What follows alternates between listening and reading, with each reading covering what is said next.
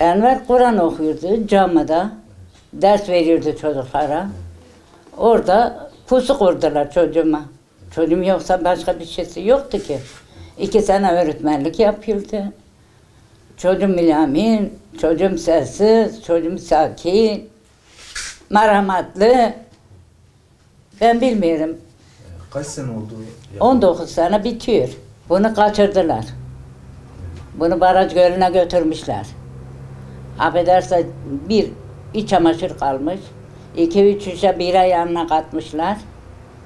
Bunu göle yetekleyeceğim. Enver ya Allah deyince kurban olduğum Allah yardım etti. Bir fırtına, bir yağmur. Silahla da vurmuşlar. Kebap şişiyle onu kurşunu çıkartmışlar. Sonra götürdüler teslim ettiler. Bu adalet midir? Bu devlet midir? Ben hayret ediyorum. 20 sene suçsuz bir adam nasıl cezaevinde yatıyor ben bilmiyorum. Hepsine af var, bunlara af yok.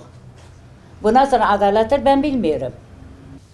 Eğer ki Enver'in suçu vardı, yakaladığı zaman karakola götürürlerdi, ifadesini alırlardı, cezası neyse çekerdi. Ama niye?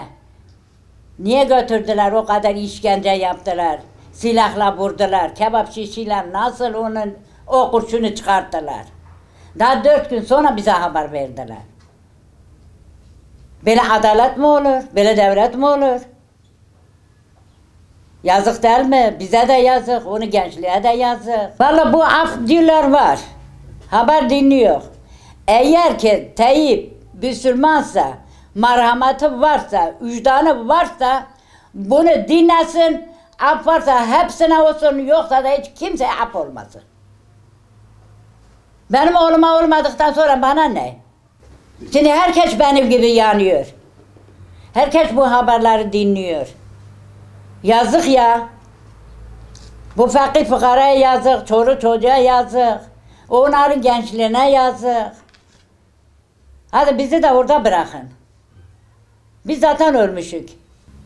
Tabii yaşlar 4 duvarın arası, bu 20 senedir. 4 duvar arası, yuva yıkıldı. Kızı aralıkta dediğin gibi. Kolay mı? Yine Allah kendine sabır veriyor. Yine ihsan etmiyor. Yine o bize teselli veriyor. Rüyaya da hiç çıkıyor mu? Ne gece ne gündüz. Yok mu var ki rüya göreyim. Diyorum ya 7 tanedir. Benimdendir Allah'ındır. 6'sı bir tarafa, Enver bir tarafa. Enver beni de kendini de yedi. Allah odur ki emeğini boşa vermezse kurban olduğum Allah.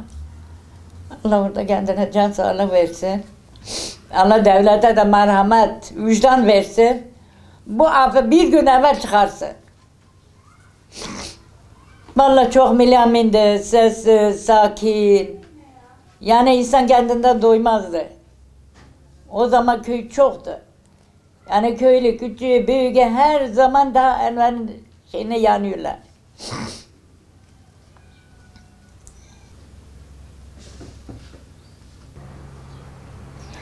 Girdi girelim çocuklar yapmış kurtaralım. Yani cezaevine girdiğinde böyle... Yapmamışım. Yoğurtlu çorbayı çok severdi, yapmamışım. O yemediği için. He.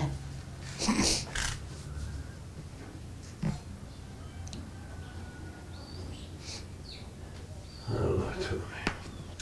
Kurban Enver girdi girelim bayram, ben bilmiyorum bayram mıdır? Çocuklarıma yüz vermiyorum, çocuklarıma bir şey yapmıyorum. Diyor ana çocukların etrafı topluyor, oğlum etrafına topladı ama sen yoksa. Zor. Enver yeri bambaşkaydı bana. Allah rızası için rica ediyorum. Allah rızası için, peygamber aşkı için bu affı çıkarsın, bizi bu ızdırapta çıkarsın. Allah rızası için. Çocuğum günahsız.